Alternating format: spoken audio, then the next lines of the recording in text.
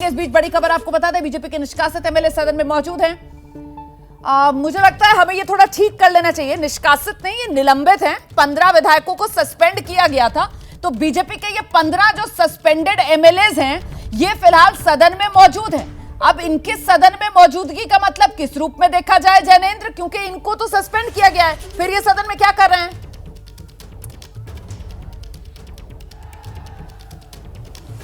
देखिए, निश्चित तौर पर इन्हें सस्पेंड किया गया, 1 घंटे पहले ही सस्पेंड किया गया और सरकार की तरफ से प्रस्ताव लाया गया था इन्हें इनके निष्कासन का। हालांकि स्पीकर की तरफ से निलंबित किया गया। संभवतः मुझे लगता है कि इस जब एडजर्न था हाउस, संभवतः इन लोगों ने स्पीकर से बातचीत की होगी और तभी ये लोग सदन के अंदर बैठे हैं। बगैर स्पीकर की अनुमति के तो सदन में नहीं बैठने की इजाजत मिल सकती। तो ये हो सकता है कि उन्हें कुछ वक्त के लिए सस्पेंड जरूर किया गया हो, लेकिन बाद में पर्दे के पीछे बातचीत के बाद स्पीकर अपना फैसला वापस उन्होंने लिया होगा और तभी जो बीजेपी के तमाम विधायक जो सस्पेंड हुए थे वो सब सदन के अंदर बैठे हैं। लेकिन जाहिर सी बात है कि जब निलंबन हुआ था उससे लगा था कि फिलहाल बजट के समय सरकार गिरने का खतरा सुखू का टल गया है, लेकिन अब अगर वो सब लोग वापस सदन में बैठे हैं, बीजेपी का पूरा संख्या बल सदन में बैठा है और ये 6 बागी विधायक भी कांग्रेस के विधानसभा पहुंच गए हैं, तो फिर तो ये लग रहा है कि इसी बजट के दिन ही सुखू सरकार जो है वो घिर सकती है। और अगर संख्या बल में चूके तो फिर अगर वो विपक्ष का प्रस्ताव जीता तो फिर कोई आधार नहीं रह जाएगा नैतिक मुख्यमंत्री सुखविंदर सिंह सुक्खू के सामने इस्तीफा देने के अलावा। रोमाना, बड़ी जानकारी यहां पर दे रहे हैं हमारे सहयोगी जैनेंद्र। इस बीच एक और बड़ी खबर आपको बता दूं, हिमाचल प्रदेश में सुखविंदर सिंह सुक्खू की सरकार पर संकट जो है अब वो लगातार और बढ़ता हुआ नजर आ रहा है। बागी विधायक पंचकुला से शिमला लौट आए हैं, लेकिन इससे पहले जो 2 बड़े पॉलिटिकल डेवलपमेंट्स आज हुए हैं। सुक्खू सरकार में कैबिनेट मंत्री पूर्व मुख्यमंत्री वीरभद्र सिंह के बेटे विक्रमादित्य सिंह, उन्होंने सुक्खू सरकार से मंत्री पद से इस्तीफा दे दिया। हिमाचल विधानसभा में भारी हंगामे के बाद बीजेपी के 15 विधायकों को आज निलंबित कर दिया गया। जो सस्पेंडेड विधायक हैं उनमें पूर्व मुख्यमंत्री जयराम ठाकुर भी शामिल हैं।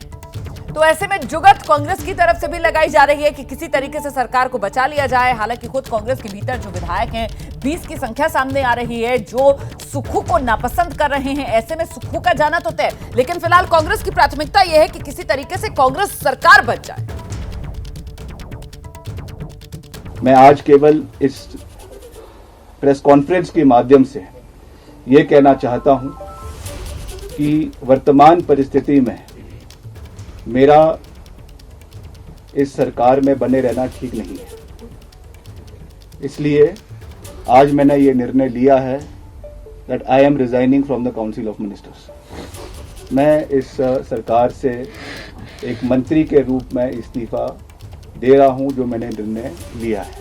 उसमें जो घटनाक्रम हुए हैं, जो विधायकों के साथ कहीं ना कहीं अनदेखी हुई है, कहीं ना कहीं जो विधायकों की आवाज़ को दबाने की कोशिश की गई है, आज उसका परिणाम है कि हम इस कगार के ऊपर जो है वो खड़े हुए हैं।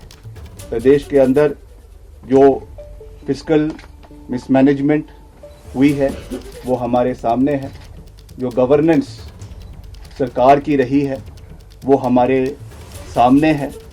लगातार इन विषयों को पार्टी हाईकमांड के समक्ष भी उठाया गया है। लगातार इन विषयों को जो है वो हमारे पार्टी के और जो नेतृत्व है उनके समक्ष भी उठाया गया है, मगर उसका कोई भी सरोकार आज तक जो है वो जिस तरीके से लेना चाहिए था वो नहीं लिया गया है। तो विक्रमादित्य सिंह को आप सुन रहे थे, उनकी तरफ से यह भी कहा गया कि उनके पिता और दिवंगत मुख्यमंत्री वीरभद्र सिंह के नाम पर कांग्रेस ने चुनाव लड़ा, वोट मांगे, लेकिन सरकार बनने के बाद वीरभद्र सिंह की मूर्ति लगाने के लिए भी सरकार ने जगह नहीं दी। वीरभद्र सिंह अपने पिता का जिक्र करते हुए बेहद भावुक हो गए। विक्रमादित्य, मुगल सल्तनत के आखिरी शहंशाह थे बहादुर शाह जफर। उनकी एक लाइन है कि कितना है बदनसीब जफर दफन के लिए, 2 गज जमीन भी ना मिली कुएं यार में। जिस व्यक्ति 6 बार जो हिमाचल प्रदेश का मुख्यमंत्री रहा, 6 बार, जिसने ये जिसने ये सरकार बनाई, जिसकी वजह से ये सरकार बनी प्रदेश के अंदर, उसकी मूर्ति लगाने के लिए 2 गज जमीन इनको माल रोड के ऊपर नहीं मिली।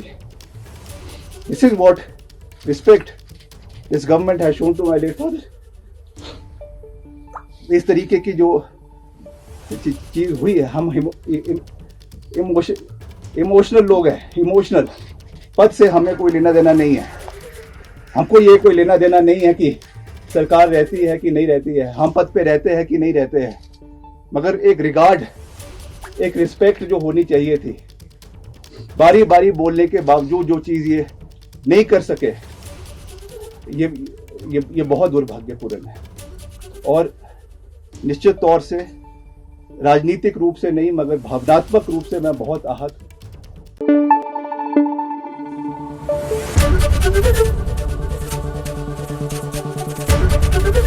एबीपी न्यूज आपको रखे आगे।